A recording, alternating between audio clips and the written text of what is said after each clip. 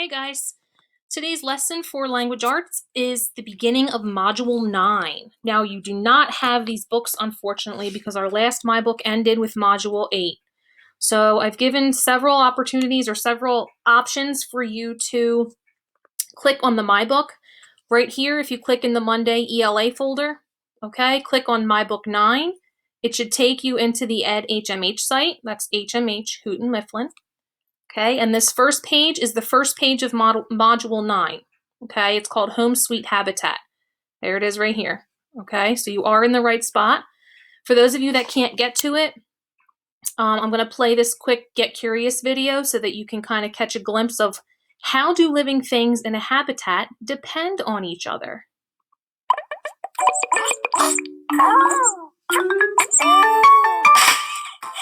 Look at our pretty Earth, home to animals big and small.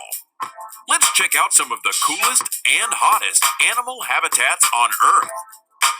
Let's start with a desert habitat. One thing you could say about this place, it's sandy. And a happening place to live if you're a camel, like Ayo here. What's up, Ayo? It's hot and dry as usual here. Good thing you have those wide feet so you don't sink into the sand as you walk. Desert habitats get windy too. The wind blows the sand all around. Ayo has long eyelashes to keep the sand out of his eyes. But what's for lunch?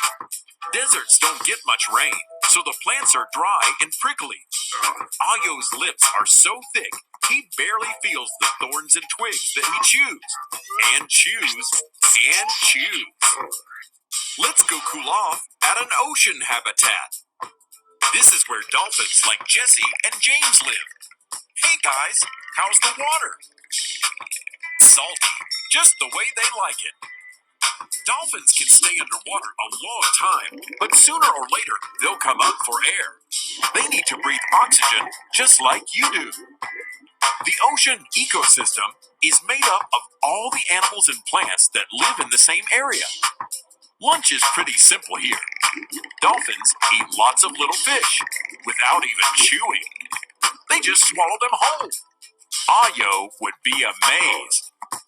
No doubt it's very cool to live in the ocean, but it's even cooler in a tundra habitat. And I mean cold, because it's way up north in Alaska and the Arctic Circle. Check it out. It's cold and dry here with short summers and long dark winters. Sound fun? Maybe not to you, but Helen has what it takes to live here. Can you spot her? She has thick, white, fluffy fur to hide in the snow and stay warm. She eats plants she digs out of the snow. She's an Arctic hare. Hares are an entirely different species of animal. They are bigger and faster than rabbits. They need speed so they don't become food for larger predators, like wolves. Which animal do you think has the most interesting habitat? Okay, so then in the next section, you're going to get the new words that we're learning, the big words. We have ecosystem, habitat, and species. Those are the main words we're going to be discussing throughout this module. Now, real quick, before we even move on, if you go up to the top here and you click the star, if you have a different type of computer and you don't have a star, you can go to bookmarks. Okay, you can say bookmark this tab. All right, and what you're going to do is put My Book, Module 9. Make sure it says bookmark bar, and it'll show up. Now I have lots and lots of bookmarks, but I'll show you. Mine comes at the bottom because that's the last one that I have. Okay, but yours will probably show up at the top. Mine's right here. All right, that way next time I want to get into the book, I click on it and I'm already there. Okay, so this is the beginning of your book. This is what you're reading today. Okay, I did post it in the lesson. So if we go into the PowerPoint and let it load,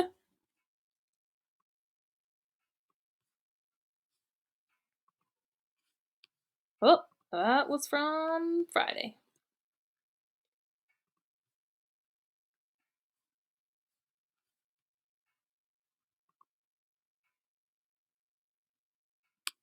Okay, here it is. Present.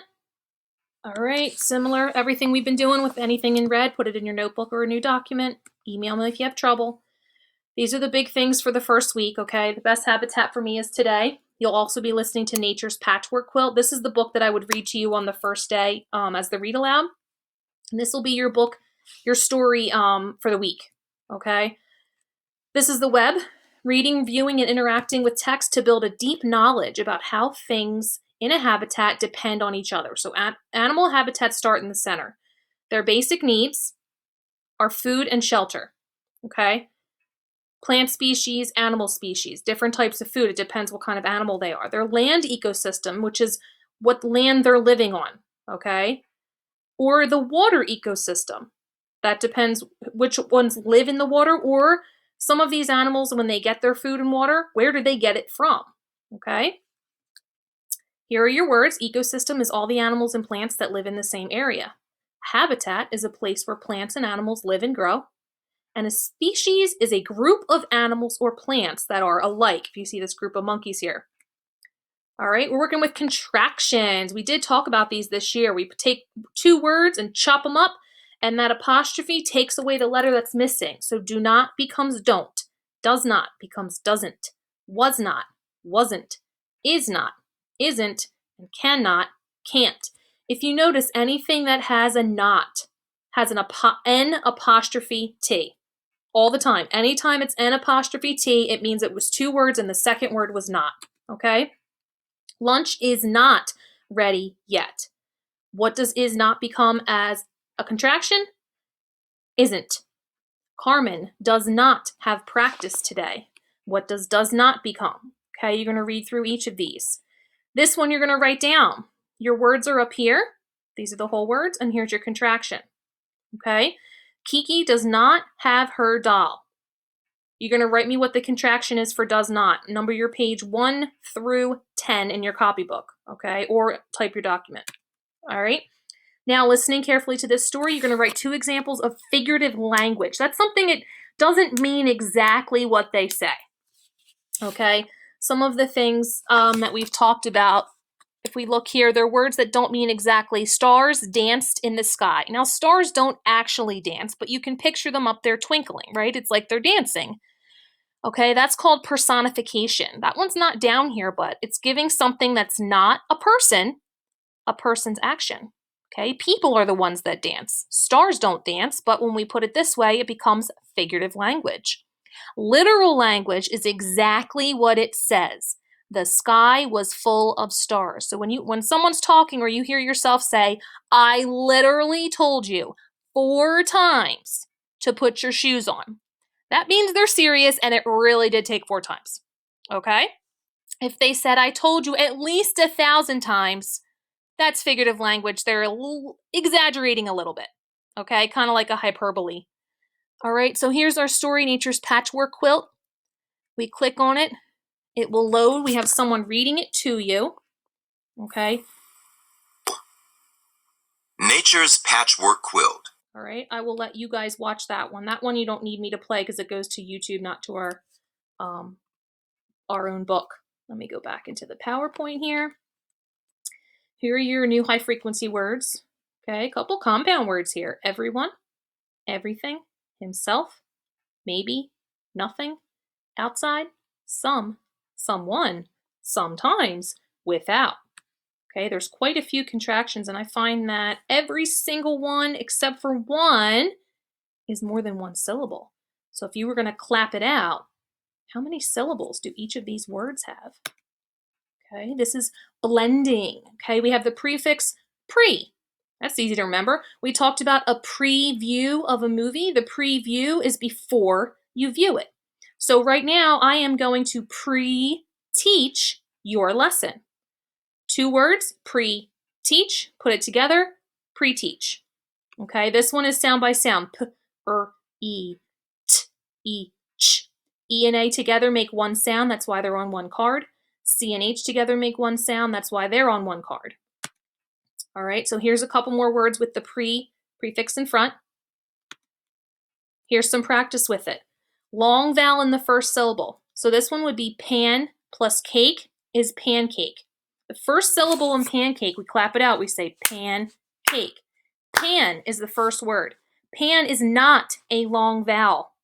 Cake is a long sound. So that one would go on this side. The second vowel, second syllable is the long vowel. Okay, so pancake would go over here. Can not. Well, I don't hear any long vowels. That's going down here. We did pancake. May be. All right, I would say we put that on this side. If it doesn't fit there, because another one works better, we can move it down since it does have two long sounds.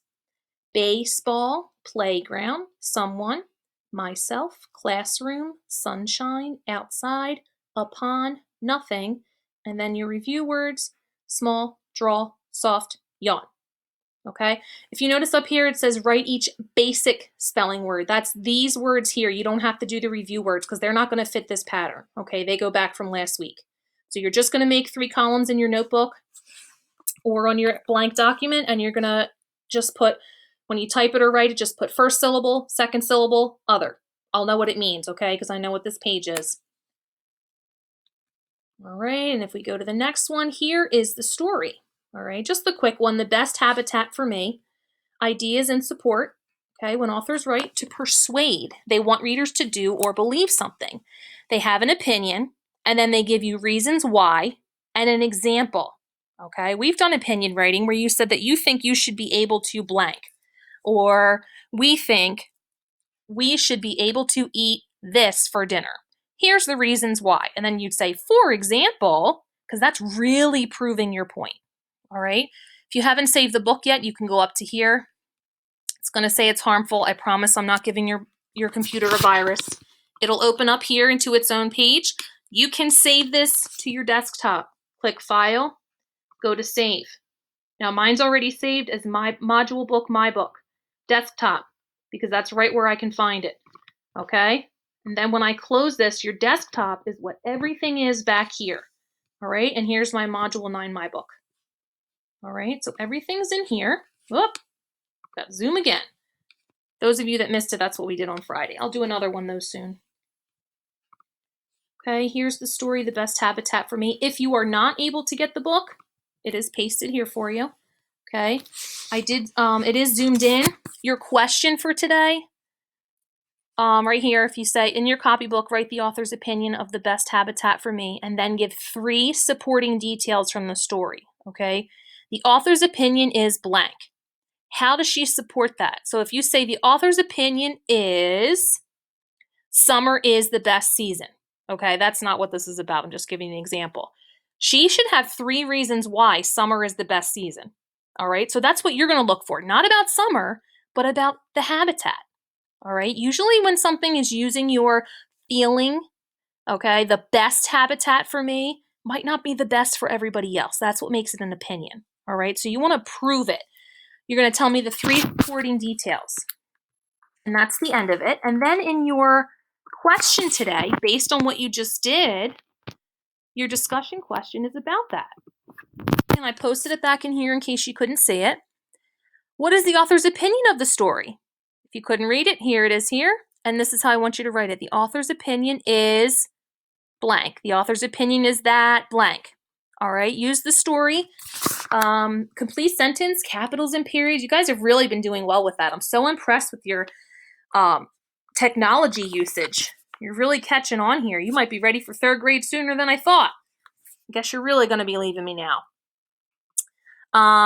This is for today. Everything for today is here. Email me if you have any questions. Tomorrow will be math and science, and I have a video. Those caterpillars are growing. All right, I'll talk to you soon, guys. See you later.